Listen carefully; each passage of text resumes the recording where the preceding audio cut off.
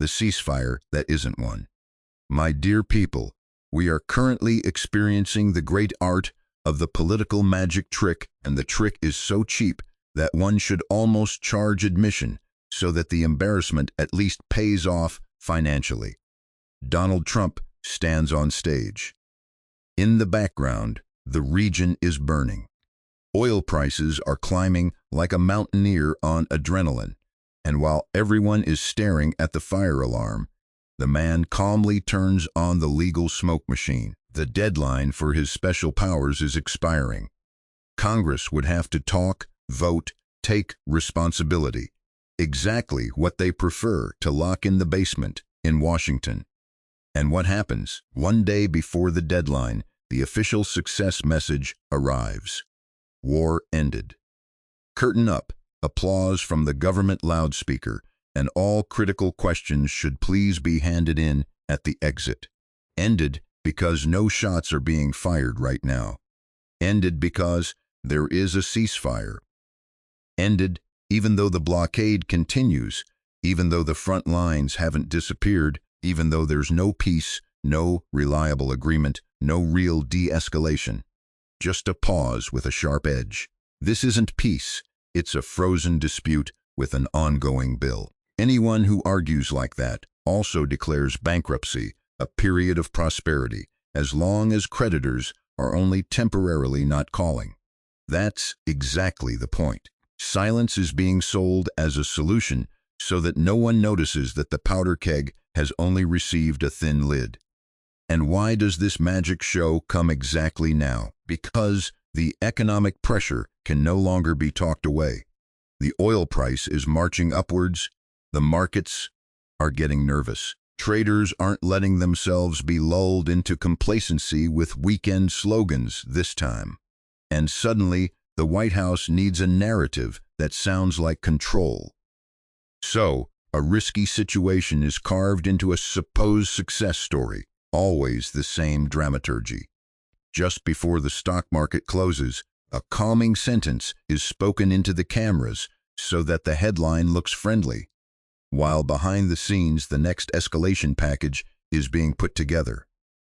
Political cosmetic surgery on an open wound. The bitter part isn't even that such a thing is attempted.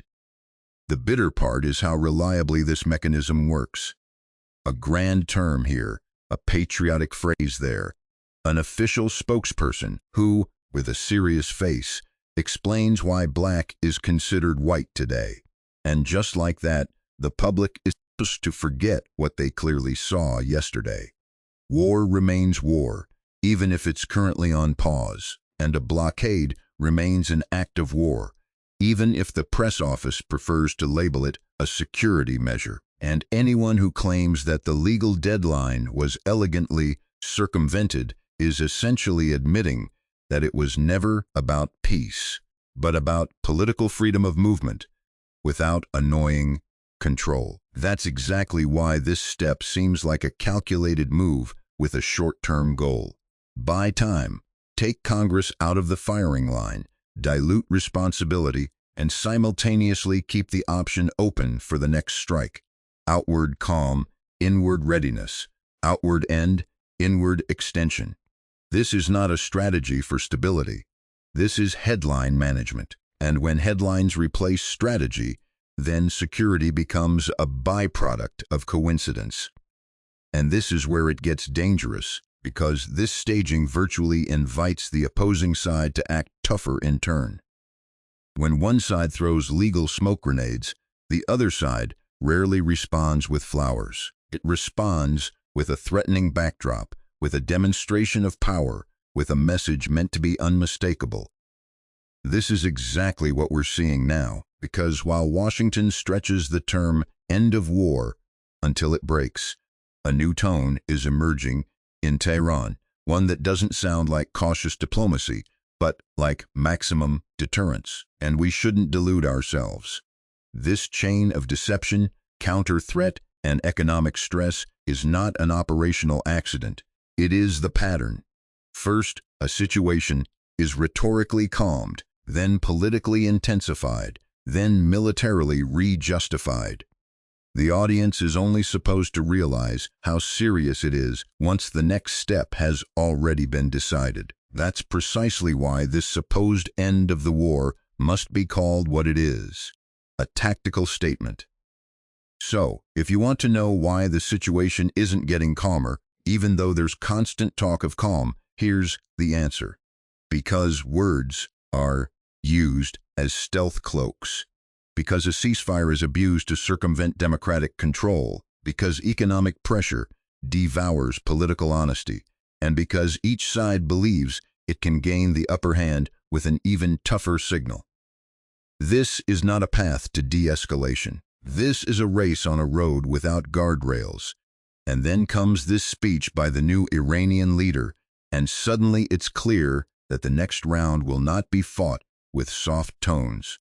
After a long silence, Mojtaba Khamenei speaks out with a message that lands like a hammer blow.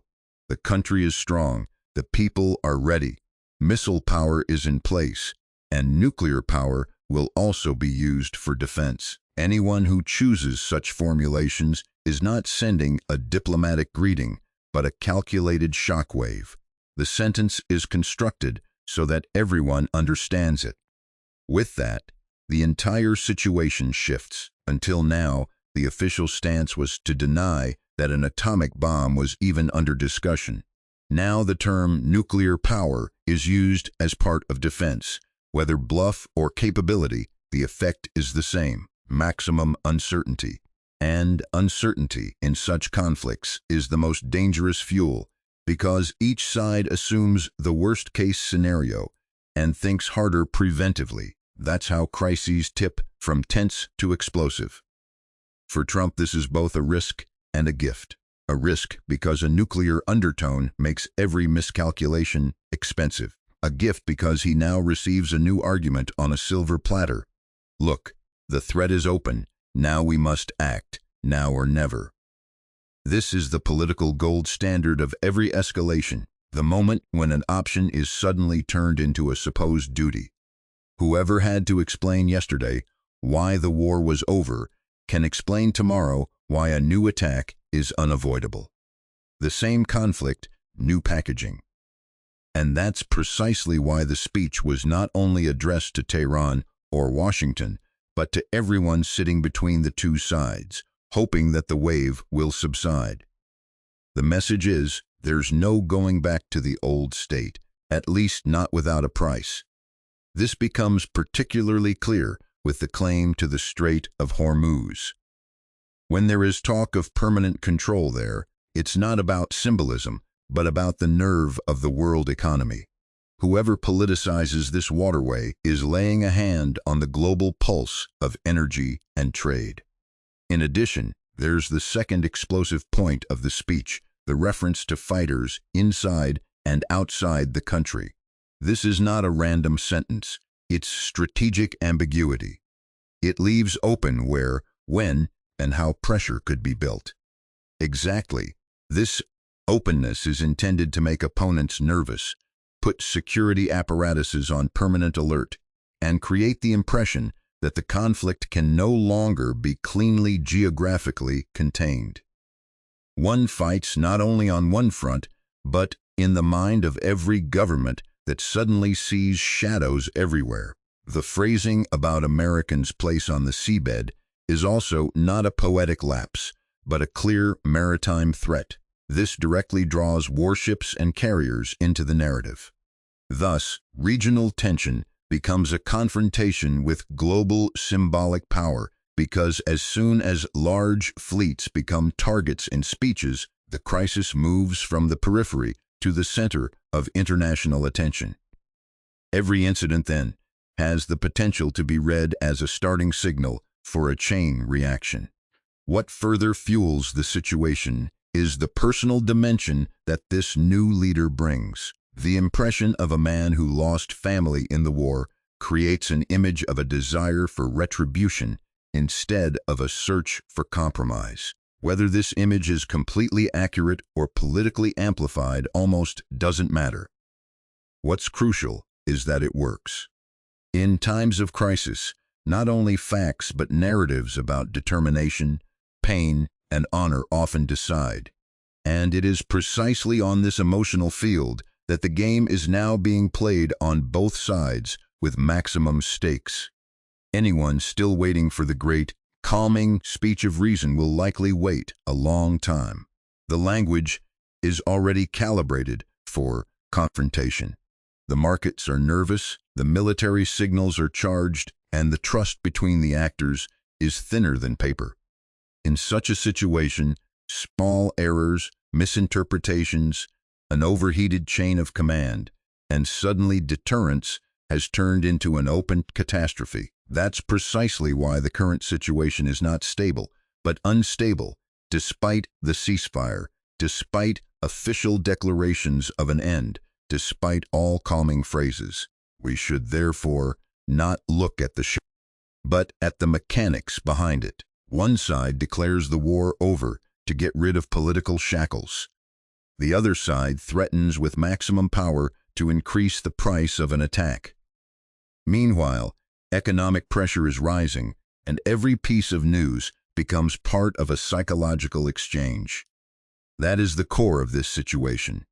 Not peace versus war, but narrative versus narrative, threat versus threat, calculation versus calculation.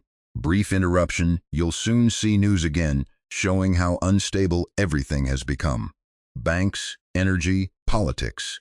Pressure everywhere, and most don't even realize how vulnerable they are. If you don't want to be among them, click the link below this video. The crisis preparedness system makes you invulnerable, legally, financially, and digitally. And if you ask me what's most important now, it's this. Don't let yourself be deafened by grand words. Pay attention to what actually persists. To blockades, troops, threats, markets, and power interests. That's where the truth of this crisis lies, not in the decorated headline of the day. If this analysis has been helpful to you, then share this video.